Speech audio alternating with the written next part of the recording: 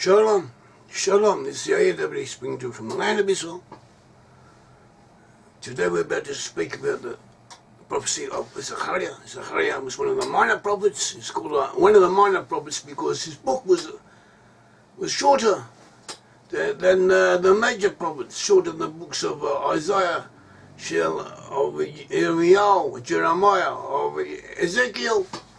All the books, short books, are called minor prophets, not because they're less important, but because they wrote less, because their books are smaller. So Zechariah was one of these. Zechariah prophesied at the time when the Jews returned from Babylon, from the exile in Babylon. They began to rebuild the second temple, and Zechariah was one of the members of the Great Assembly. The Great Assembly consisted of 120 members at the beginning. He gradually reduced its numbers to 70 and became the Great Sanhedrin. At the beginning it had 120 members. In this assembly there were prophets and sages, and it was a period of overlap between prophecy and sages. And prophecy around about that period or shortly after ended. It didn't end at one go, one blow, as if to say. It gradually petered out. It was replaced by the opinions of the sages, but something of it still remained with the sages, and it still remains with us to some degree, in some way, even to this day. And towards the end times, according to tradition and also indications of the Bible, it will be renewed. Prophecy will return. But so far as we know, it has not done so. But we are getting closer. We may be getting closer to the end times, and we may look forward perhaps to renewal of prophecy. At the moment, all we have is what is written. We have our own deductions, own logical deductions and traditions that have been given to us, and what we know, what we understand, and we are commanded to use our understanding, intelligence, also our emotions, to try and comprehend what God wants of us, and what God told us in the books of the prophets and in the Torah. So Zechariah is part of the books of the Torah. So Zechariah in chapter 2 is what we are talking about, what we are concentrating upon now. Zechariah in chapter 2 has a vision, and he sees a person measuring, preparing the rebuilding of Jerusalem. Chapter 2, he says, "Then I raised my eyes and looked, and behold, a man, by a man he meant an angel," as we see later, as becomes apparent straight away. "And behold, a man with a measuring line in his hand," who's preparing to measure the breadth, length and breadth of Jerusalem in order to prepare its rebuilding, refurbishment. And so Zechariah said to him, "Where are you going? What are you doing?" And he said to me, "To measure Jerusalem, to see what is its length and its breadth." And there was an angel who talked with me going out. Another angel was coming out to meet me, who said, "Run to him," said to him, "Run, speak to this young man," saying that he speak to Zechariah. Tell him Jerusalem should be inhabited as towns without walls, because of the multitude of men and livestock in it. For I, says the Lord, will be a wall of fire around her, and I will be the glory in her midst. So Jerusalem will be rebuilt. Jerusalem will be rebuilt. It will be like a large, sprawling megapolis. The Almighty will protect it. It will be like a wall of fire around it, and He will make His presence felt there. Even now, Jews and other people come to pray at the Western Wall and the area around it. Sometimes they have a premonition. They feel something imminent about to take place, and they have something in the presence of the Almighty may be felt there at times when a person prays there, goes there. And verse 6, and according to the English translation, the English version, says verse 6, verse 6, up, flee from the land of the north, says the Lord. I have spread you abroad like the four winds of heaven, says the Lord. Up Zion, escape, you will dwell with the daughter of Babylon. So now he's speaking to Babylon. But by Babylon is not necessarily intended Babylon, or it was intended at the time.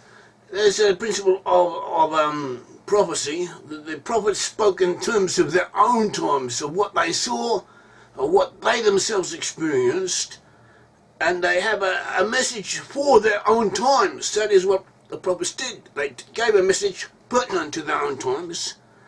But there is always something beyond it, greater than it, showing that from what the prophet experienced was inspired to experience by what he saw, by what he felt. An extrapolation is made to the end times. In other words, it flits back and forth from what the prophet saw and felt and what he experienced, what he's led to say, to what will happen in the end times. So this is the way of prophecy. Throughout the books of prophecy we get this. So in this case, the Jews who live in Babylon are told to flee, to get out of Babylon, because Babylon was about to be destroyed. But Babylon here can also mean a place in the north, where the Jews are being warned to get out of there towards the end times. Could mean Europe before the Holocaust, could mean now. It could mean a lot of things, but this is a message that was given to Zechariah, and this is a message that Zechariah gave, and the Ika, the main point of all prophecy, is for the end times, even though here and now it is also pertinent, applicable to periods in between. Now the Jews were scattered all over the earth, and when one Gentile nation tried to exterminate them, they went to another, and that is how they survived. Jews in the prophecy of Zechariah, chapters 2, verse 6, says that they are spread abroad like the four winds of heaven, says the Lord. Like the four winds of heaven are spread abroad, so too were the Jews scattered all over the earth, so that if the Gentiles should oppress, persecute, exterminate them in one area, they could move to another.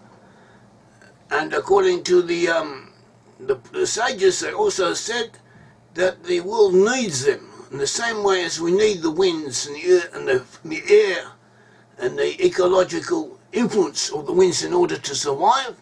So too does the world need the presence of the Jewish people in order to survive. In the same way as the world cannot exist without the air of the winds, so too can the world not exist without the presence of Jews. Like it or leave it, that is what the Bible tells us, and that is the truth. So this is something we must know about. As Zechariah continues, so thus is the Lord of hosts, 2:8, chapter 2, verse 8, thus is the Lord of hosts, he who sent me after glory to the nations which plunder you. For you touches the apple of his eye.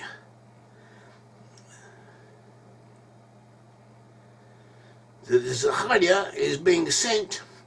This expression, he sent me after glory, actually in Hebrew, it's a difficult expression, but it actually means for the sake of my honor. God sent Zechariah with this message to give it over to the Jews, to the 10 tribes, and also to the Gentiles, for the sake of the honor of God, that the Jews should be treated reasonably.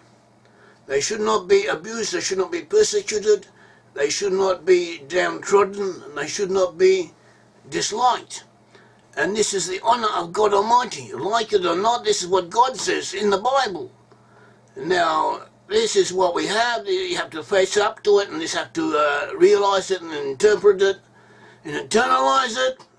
But this message of Zechariah is that whoever harms the Jews shall be judged as if they did the same to God himself. And the opposite, whoever helps the Jews shall be blessed as if they had helped God Almighty themselves. Whoever shames the Jews is judged as if they had done the same to God himself. This is what Zechariah is saying, Zechariah 2:8. Thus says the Lord of hosts, he sent me out to glory for the sake of his honor to the nations which plunder you. For he who touches you touches the apple of his eye, the apple of God's eye. So we should be careful. God will punish the Gentiles who oppress the Jews.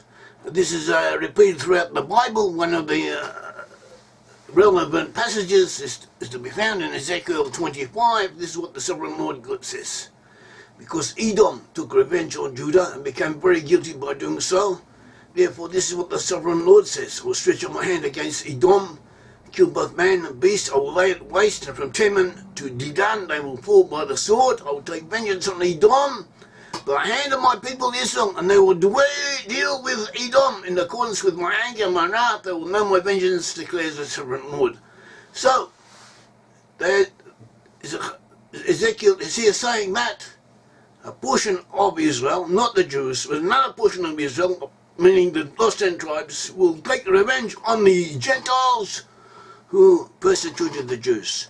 This will happen in the end times. This is what the Bible says, and work it out however you like. This is the message. And Judah is to be taken seriously.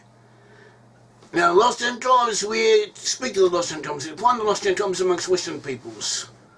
And our task is to spread the knowledge of their Hebrew ancestry to these peoples, to let them know who they are and who they descend from, and to impart to them the knowledge of, or to confirm to those who already feel that way, that they are indeed descendants of Israelites. That is what we have to do, and not much more than that.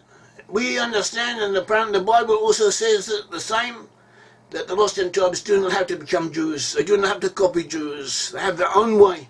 In some things they can learn from the Jews, and other things the Jews can learn from them. In some ways they can help the Jews, in some ways the Jews can be helped by them. It works both ways. Nevertheless, the Bible is telling us that the Jews always have to be taken into account. The Almighty, through his prophets, commands this. I once had an associate, an American Christian, and he was actually quite pro-Jewish, he was in favour of the State of Israel, and he was working with us, but every now and again he'd have a severe criticism of the Jews, of the State of Israel, of Jewish people, and I told him that this is not in place, it's not suited to what we are doing, and you should stop this. So he said, but I see in your writings, you frequently, you criticise the Gentiles, you criticise the lost 10 tribes, you say things where against America, where you think America is not going in the right path, or against Britain, against all the nations you say things, good and bad things, but sometimes critical things. So why are you able to criticise us, or to criticise the lost 10 tribes, whereas they cannot criticise you in return? So, amongst other things, I replied to him, because the Jews are vulnerable. The Jews are vulnerable. Anything you say against them can harm them, and they are vulnerable. So when someone is vulnerable, you have to be 10 times sure of what you are saying, and if you can avoid saying it, don't say it. Help and do not harm, especially when someone is in a critical situation. So that is the reply I gave, and he accepted that. The Jews always have to be taken into account, they have to be respected, and the State of Israel should be helped and assisted and supported. And this is what the Bible is telling us. And what will happen, we don't know. But we have to do what we can in the right direction. This is what we are required. This is what Zechariah is telling us, and this is what the rest of the Bible also tells us. And Zechariah 2:9 also says, against those who oppose the Jews or against the Jews, for surely I will shake my hand against them, and they shall become spoil for their servants. Then you will know that Lord of hosts has sent me. So those who are against the Jews will be punished, and they will have to work, possibly in servitude, in order to make recompense for this. And this happened in the Second World War in a minor way. After World War II, many German POWs were taken by the Allies, also by the Russians, also the Americans and the British and the French, to do public works in their home countries, and they did do so.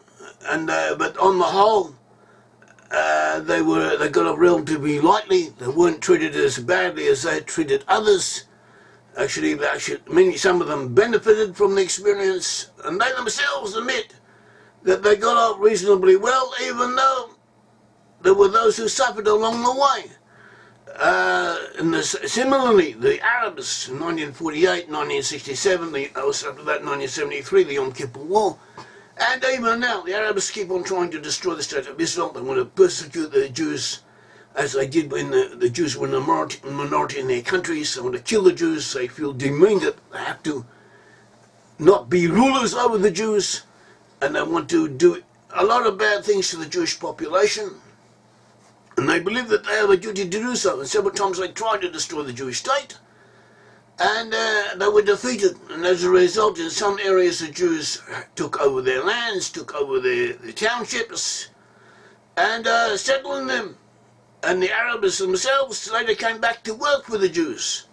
And they were even glad to do so because the Jews, man to man, treated them better than their own fellow Arabs did, as far as working is concerned. At all events, this is what is prophesied, this is what the prophecy says, so we should take account of it and see how it is applied. Zechariah 2:10 says, "Sing and rejoice, O daughter of Zion." Daughter of Zion usually applies to the Jews. "Behold, I am coming, I dwell in your midst, says the Lord." And Zechariah continues, 2:11, "Many nations shall be joined to the Lord, and I will dwell in your midst, says the Lord." And Zechariah continues, "Many nations shall be joined to the Lord in that day, and they shall become my people, and I will dwell in your midst. Then you'll know that the Lord of hosts has sent to me." Now these many nations who will be joined to the Lord in that day shall become my people. They may be members of the lost 10 tribes, some of whom will join themselves to Judah and become part of Judah, whereas others will dwell in their own lands alongside Judah.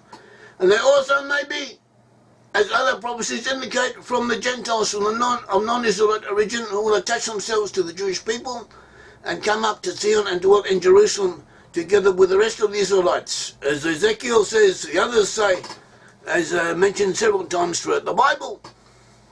At all events, the lost 10 tribes will return. Many of them will dwell alongside Judah, while others will remain in the lands they now dwell in. And numerous non-Israelite foreigners will also attach themselves to Judah.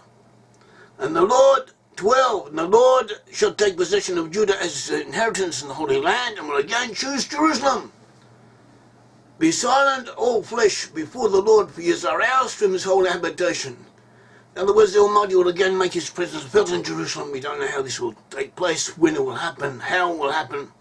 We know it will happen. This is a biblical message, and it's important, and it's part of many messages that we receive, all of which need to be integrated into our consciousness and be part of our observance of what God Almighty wants of us. Thank you. May the Lord God of Israel bless you.